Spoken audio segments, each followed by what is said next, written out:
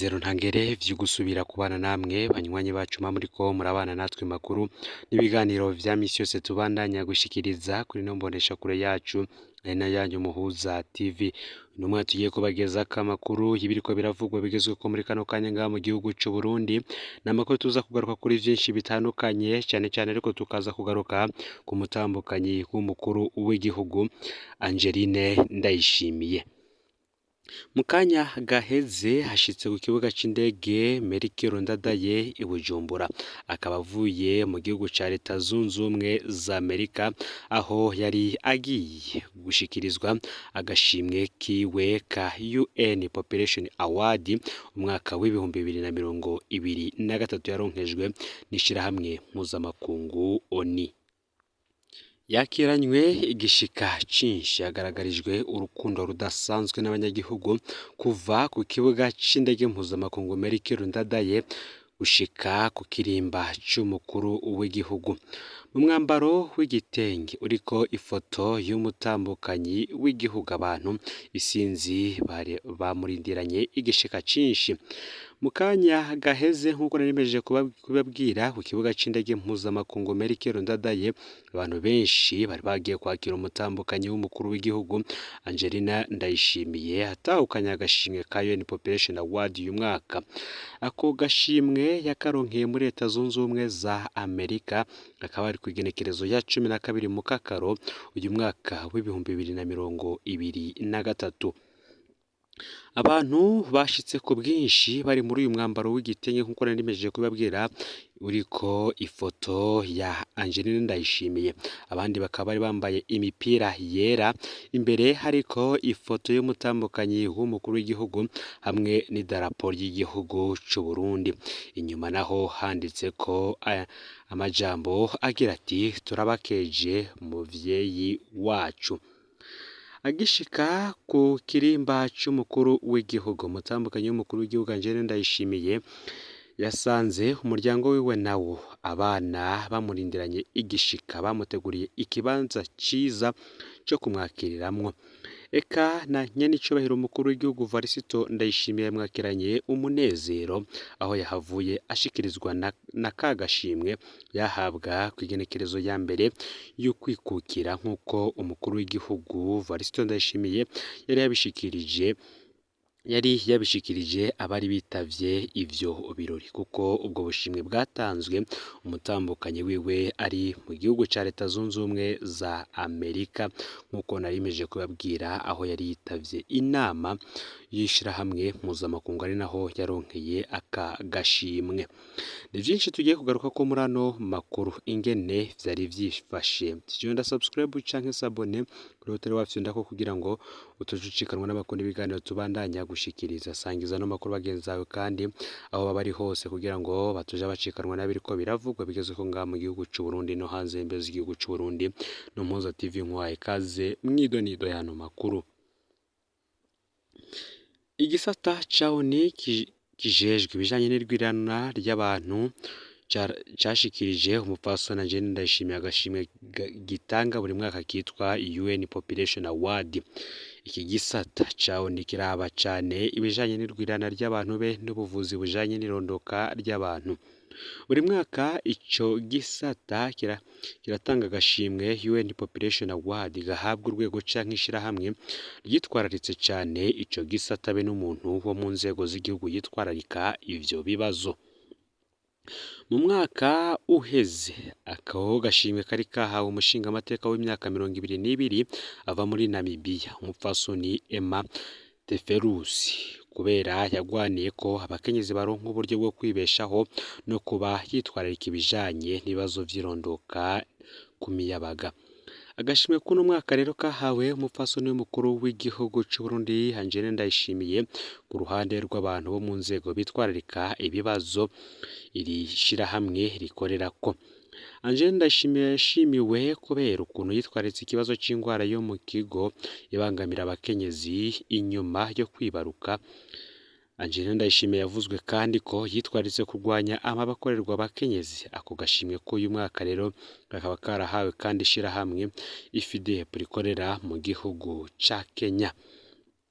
Igihe cyose ari igikorwa cyiza gikozwe n'umurundi kigashimwa ku rwego mpuzamakungu n'iteka igihugu kiba n'iteka riba ritewe igihugu cyacu, natwe turakeje umupfasoni w'umukuru w'igihugu Angelina Ndayishimiye.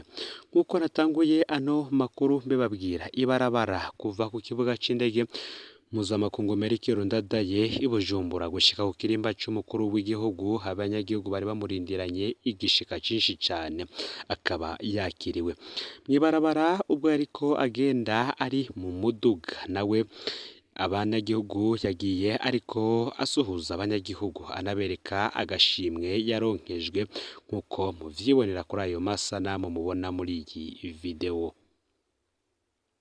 Ariko nubwo bimeze gutya, hari bamwe bavuga ko ngo amasoko yugawe kugira ngo abantu baje gutegera umupfasoni n'umukuru w'igihugu, ngabandi ngo imbonerakure nazo zari zifise akazi kadasanzwe ko gukubita abanka kuja ku mabarabara. Hakaba hariho abanyagihugu bariko batanga ubutumwa kuva mu gatondo ko kuri uyu munsi, bavuga ko bariko barahohoterwa ngo baje kwakira ku nguvu umupfasoni w'umukuru w'igihugu Angelina Ndayishimiye yari agiye gutahuka avuye New York muri Leta Zunze Ubumwe za Amerika, aho bamuronkeje aka gashimwe nyene ka UN Population Award kuno mwaka.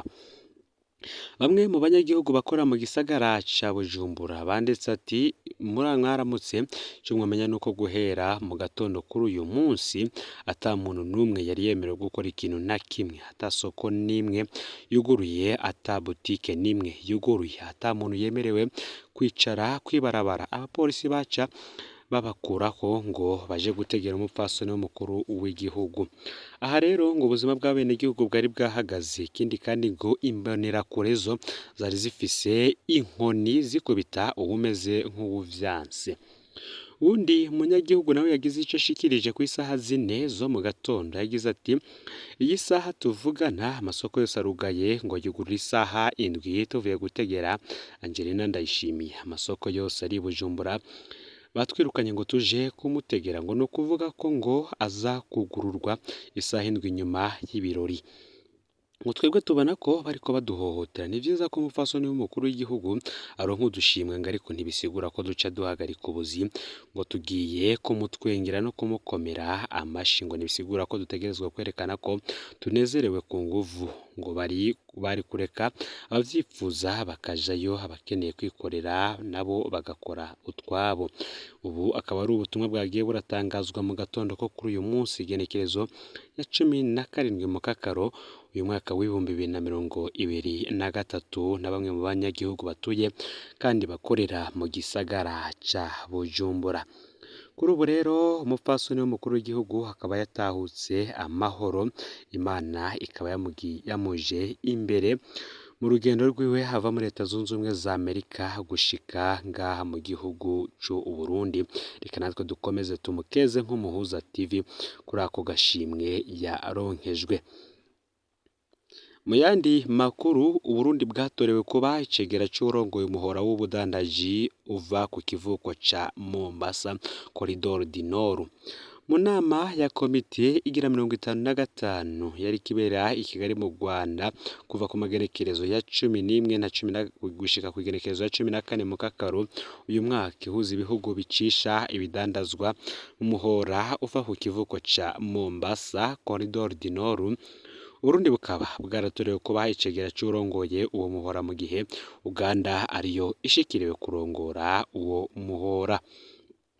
Abo batowe bakaba bazomara ikiringo c'imyaka 2 bakurikirana ibikorwa vyose bica muri uyo muhora. Repubulika Iharanira Intwaro Rusangi ya Congo na Sudan du Sud bakaba baratorewe kuba abajejwe gukora amaraporo mu gihe Kenya n'u Rwanda ari abagize ibiro basanzwe. Twibutsa ko umuhora w'ubudandaji uva ku kivuko ca Mombasa Corridor du Nord uhuza ibihugu bidashika ku nyanja Indiana arivyo Uganda, u Rwanda, igihugu c'u Burundi, Sudan du Sud ndetse na Repubulika Iharanira Intwaro Rusangi ya Congo. Abo bose rero batowe bakaba bariyemeje gukora ibishoboka vyose kugira ngo ibiciro vyo kunguruza ibidandazwa bigabanuke mu ntumbero yo gukomeza urudandazwa hagati y'ivyo bihugu. Ibi bikaba biri uko mu gihe abahinga bemeza ko uwo muhora uva ku kivuko ca Mombasa uzimvye ugereranije n'umuhora uva ku kivuko ca Dar es Salaam benshi bita Corridor du Centre. Mu minsi iheze ukura ikontineri y'ibidandazwa uyikura i Mombasa vyatwara amadolari 4,500 mu gihe ikontineri uyikuye ku kivuko ca Dar es Salaam wayirihira amadolari 3,800. Ariko bamwe n'abandi bakabona ko nka hamwe ryabarabara ry'indarayi rizohuza Tanzania, Burundi, Repubulika Intwaro Rusange ya Kongo ryohezwa kubakwa hazogera igihe umuhora uva ku kivuko ca Mombasa muri Kenya abarundi bakawuheba. Fyonda subscribe canke sabone kuri Tele wa Fyonda ko kugira ngo tuje cikanwa n'amakuru n'ibiganiro tubandanya gushikiriza. Sangiza n'amakuru kandi bagenzawe aho baba baherereye hose kugira ngo batoje bacikanwa n'abiriko biravugwa bigezwe ku ngaha mu gihugu c'u Burundi, hanze y'imbezi igihugu c'u Burundi ndetse no makungu ya kure yoba yavugwa mu gisata ca politike, indero, hagati y'akazi na muntu, imigenderanire n'andi makungu na vyinshi bitandukanye. Numuza TV Imana ibahezagire.